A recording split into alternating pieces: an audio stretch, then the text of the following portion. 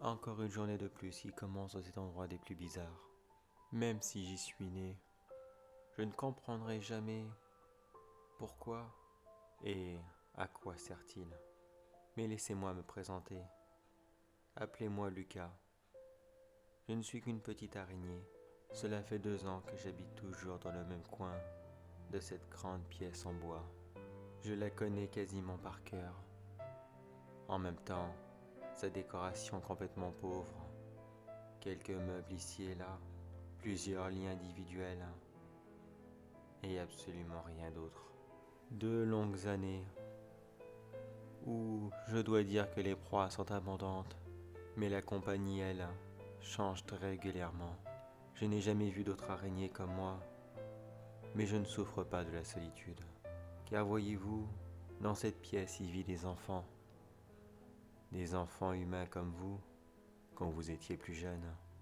Mais la grosse différence est qu'ils ne restent jamais très longtemps. C'est toujours le même schéma qui se répète. Un petit groupe d'enfants que je ne connais pas arrive dans cette pièce, escorté par de grands hommes vêtus en gris, puis ils s'habillent avec ces affreux uniformes qu'ils trouvent dans les petites malles à côté de leur lit. Les premiers jours, les enfants courent partout, sautent et s'amusent autant qu'ils le peuvent. Normal, vous me direz, par rapport à leur âge, mais plus les jours passent, et plus je les vois s'affaiblir à vue d'œil. Ils maigrissent, dépérissent, et leur bonne humeur et leur innocence d'enfance disparaît. J'ai déjà essayé à plusieurs reprises de venir voir l'un d'entre eux, afin d'essayer de peut-être me faire un ami, ou alors essayer de donner un petit peu de réconfort, surtout dans les derniers jours, car croyez-moi, ils en ont vraiment besoin. Mais malheureusement, vous avez toujours ces mauvais réflexes avec nous les araignées. Pourtant, on ne vous a jamais rien fait. Enfin, du moins, je ne vous ai jamais rien fait. Alors je reste dans mon coin, comme le spectateur d'un film d'horreur qui se répéterait en boucle encore et encore.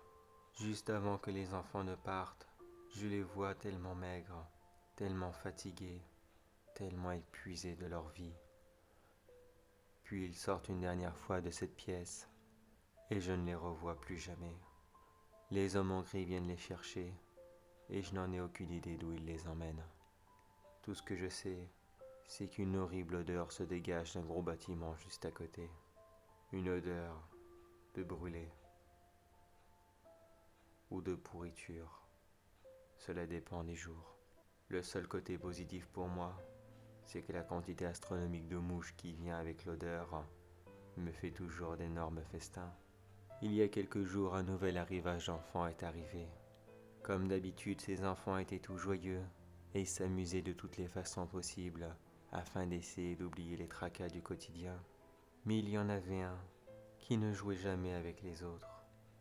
Il était là, bien assis dans son coin, et il regardait par la fenêtre, ou alors regardait fixement le mur, sûrement plongé dans ses pensées. Il m'a finalement remarqué, bien sagement dans mon coin à l'observer. Il m'a fait signe de descendre et de venir le voir. Bien sûr, je n'ai pas osé dans un premier temps.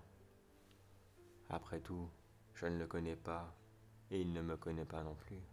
Mais plus je le voyais seul dans son coin, et plus j'avais de la peine pour lui, lui qui, comme les autres, commençait à être de plus en plus fatigué de cette situation. Je suis donc descendu, puis je me suis posé sur une fenêtre. J'étais à sa hauteur quand il s'est approché de moi, et avec sa main il a imité une autre araignée, et nous nous sommes amusés à se courir après l'un l'autre. Nos petits jeux ont duré 3 jours, 3 merveilleux jours, où je ne m'étais jamais autant amusé. Et je pense que lui aussi s'amusait bien. Je voyais bien dans son regard ce grand sourire qu'il me faisait, ses yeux remplis d'étoiles et de malice. Ce spectacle était tellement beau. Sauf quand il m'a arraché une patte. Je vous rassure, il ne l'a pas fait exprès. J'avoue, ça picote un peu. Mais bon, j'en ai encore 7. Je m'en passerai. Et puis, Il avait tellement l'air désolé. Il ne cessait de me répéter « Pardonne-moi, pardonne-moi », mais cela n'était pas grave. Mais un bon matin, quand je suis descendu de ma toile, afin de reprendre notre jeu, il était là, allongé sur son lit, complètement fatigué et extrêmement maigre. Le pauvre ne mangeait plus du tout à sa faim. En fait, je crois qu'il ne mangeait plus du tout depuis qu'il était arrivé. Je suis resté comme cela, à le regarder mourir lentement. Que pouvais-je faire? J'étais impuissant face à la mort inévitable de mon ami, qui dans un dernier élan de force, m'a regardé et a rejoué avec moi quelques minutes en tendant peinement la main et en imitant une araignée. Mais ce jour-là, le destin en a décidé autrement. Il y a eu un énorme raffut dans la cour, plusieurs hurlements, certains étaient de frayeur, beaucoup d'autres de joie et encore d'autres de colère. Je dois dire que je ne comprenais absolument pas ce qu'il se passait.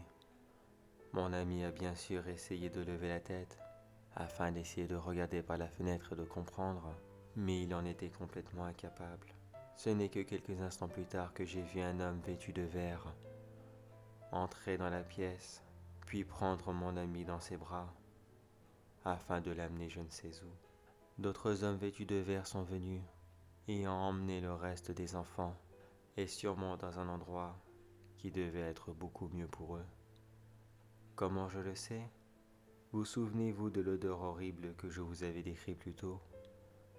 Eh bien, depuis ce jour que les hommes en vert sont arrivés, je n'ai plus ressenti cette odeur, comme si ils venaient de les libérer.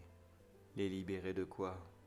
Malheureusement, je ne suis qu'une araignée, et je ne le serai jamais.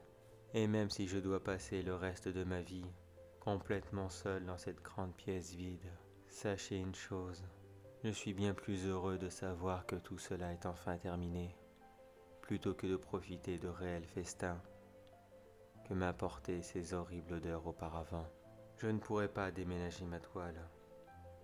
Je pense que je vais rester là et faire comme tous les autres enfants que j'ai vus mourir auparavant.